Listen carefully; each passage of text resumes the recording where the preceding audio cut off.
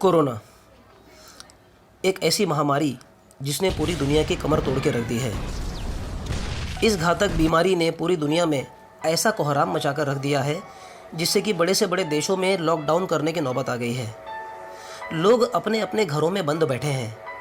हमारे अपने भारत देश में पिछले महीने से कर्फ्यू लगा हुआ है जिससे कि इस बीमारी को और आगे बढ़ने से रोका जा सके। हमारे प्रधानमंत्री नरेंद्र मोदी जी ने सही समय पर लॉकडाउन करके इस महामारी को काफ़ी हद तक नियंत्रण में रखा है। कोरोना से जारी इस ऐतिहासिक लड़ाई में आज पूरा देश मोदी जी के साथ खड़ा है, लेकिन फिर भी ऐसे कई लोग हैं जो पुलिस और प्रशासन का साथ नहीं दे रहे हैं और ख़ुद के साथ साथ और लोगों की भी जान के लिए खतरा पैदा कर रहे हैं। जहां एक और मेडिकल प्रोफेशनल्स अपनी और अपने परिवार की परवाह किए बिना दिन रात लोगों की सेवा में लगे हैं, वहीं कुछ लोग उनके साथ बदतमीज़ी करते भी पाए गए। उनके साथ गाली गलौज, हाथापाई, यहाँ तक कि उन पर थूकने तक की घटनाएं सुनने में आईं। गौरतलब है कि डॉक्टर्स को भगवान का दूसरा रूप कहा जाता है। खैर, ये बात अलग है कि हमारे देश में लोग मंदिरों मस्जिदों में भगवान को ढूंढते तो हैं, लेकिन उनकी जान बचाने वाले डॉक्टर्स की बेइज्जती करते समय शायद वो ये बात भूल जाते होंगे। देश के कुछ हिस्सों में कोरोना फैलाने में तबलीगी जमात का भी हाथ होता दिखा। कुछ गैर जिम्मेदार लोगों की वजह से पूरे समुदाय को शर्मिंदा होता देखा गया। वहीं कुछ लोगों ने अखंड एकता दिखाते हुए आपसी धार्मिक भेदभाव को भुलाकर भाईचारे की अनूठी मिसाल पेश की। उन्होंने लोगों में कोरोना के प्रति जागरूकता फैलाते हुए उनसे अपने अपने घरों से बाहर न निकलने की सलाह दी। कई लोगों ने धनराशि की सहायता प्रधानमंत्री या मुख्यमंत्री कोष में जमा करके दी। वहीं कुछ टिकटॉक छाप लोग ऐसे भी देखे गए जो लोगों की मदद करने के नाम पर खुद की मार्केटिंग ज़्यादा कर रहे थे। इस लॉकडाउन के दौरान कई लोग पुलिस की आंखों से बचकर बाहर घूमते हुए भी दिखाई दिए। उनके हिसाब से उन्हें बाहर निकलने का पूरा हक था, क्योंकि उन्होंने कोरोना से बचने के लिए अपने मुंह पर नकाब जो लगाया था। कुछ लोग तो ऐसे भी देखे गए जिन्होंने कमर के नीचे अपनी पहनी हुई लुंगी को ऊपर खींचकर अपने नाक और मुंह को बंद किया था। गली कूचों में माँ दे लाडले और पापा की परियां भी पुलिस से जलील होती देखी गईं। जहां मर्दों को लुंगी और कुर्ते से मुंह छुपाते देखा गया, वहीं एक और कुछ महिलाएं अपने साड़ी के पल्लू या दुपट्टे से कोरोना को शर्मसार करती पाई गईं। मास्क वास्क तो सब ढकोसला है भाई।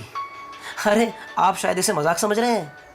अरे भाई, इसमें हंसने वाली बात बिल्कुल नहीं है। दरअसल वो लोग ये सोच रहे होंगे कि कोरोना उनको ऐसी हालत में देख के मारे शर्म के उनके पास नहीं फटकेगा। क्यों, है ना कमाल की बात। अब तक इस महामारी की चपेट में करीब 22 लाख से ज़्यादा लोग आ चुके हैं, जिसमें से अब तक 1.5 लाख से ज़्यादा लोगों की मौत हो चुकी है। ये इतनी घातक बीमारी है जो एक दूसरे को छूने से और तेज़ी से फैलती है, और यही कारण है कि लोगों को अपने घरों से बाहर न निकलने के लिए सरकार कड़े कदम उठाने के लिए प्रतिबद्ध है।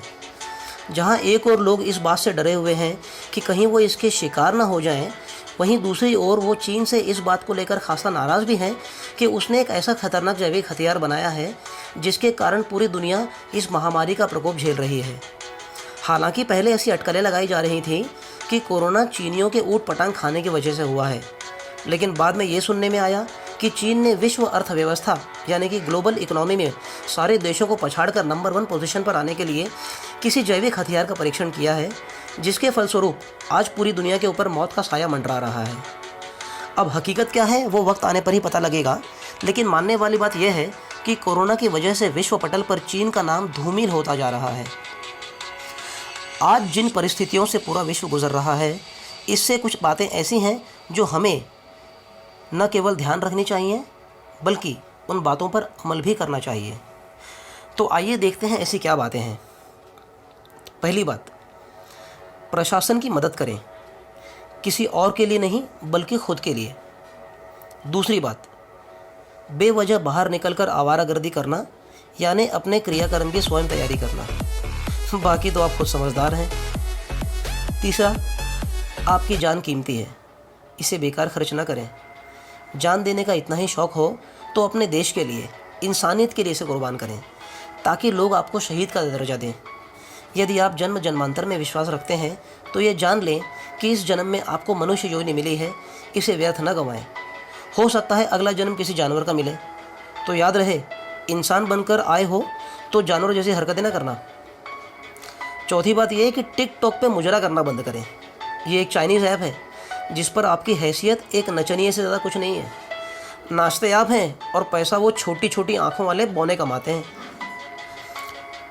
पांचवी बात ये, आपसे जितना बन पड़े उतनी सरकार की या ज़रूरतमंद लोगों की मदद करें। आप पैसों की मदद ना कर पाएँ तो कोई बात नहीं, रोज़मर्रा की ज़रूरत की चीज़ों को मुहैया करवाएं तो भी यह बहुत बड़ी मदद साबित होगी।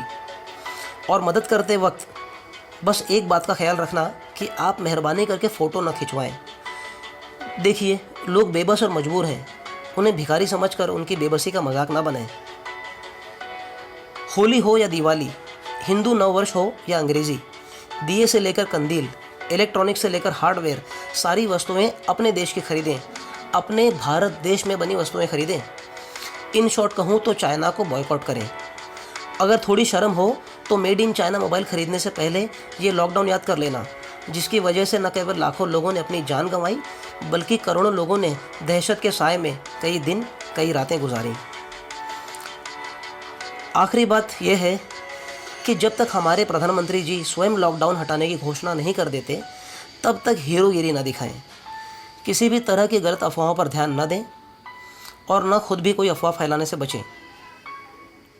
स्थितियां जब तक सामान्य तथा नियंत्रण में नहीं आ जाती तब तक नौकरी धंधे पर जाने के लिए ज़्यादा उतावले न हों। बस एक बात हमेशा याद रखना, आप अपने बॉस, अपने कलीग्स, अपने दोस्तों और अपने पड़ोसियों की नज़र में शायद असरानी, जगदीप या मोहन चोटी हो सकते हैं, मगर अपनी फैमिली के लिए आप किसी अमिताभ बच्चन से कम नहीं हैं। आप सलामत होंगे तो आपका परिवार सलामत होगा। दोस्तों, जान है तो जहान है, बाकी बातें बेकार हैं। आप अपना ख्याल रखिए, खुश रहिए और मेरे साथ बोलिए, गो कोरोना, कोरोना गो। धन्यवाद। Corona go, corona go, corona गो।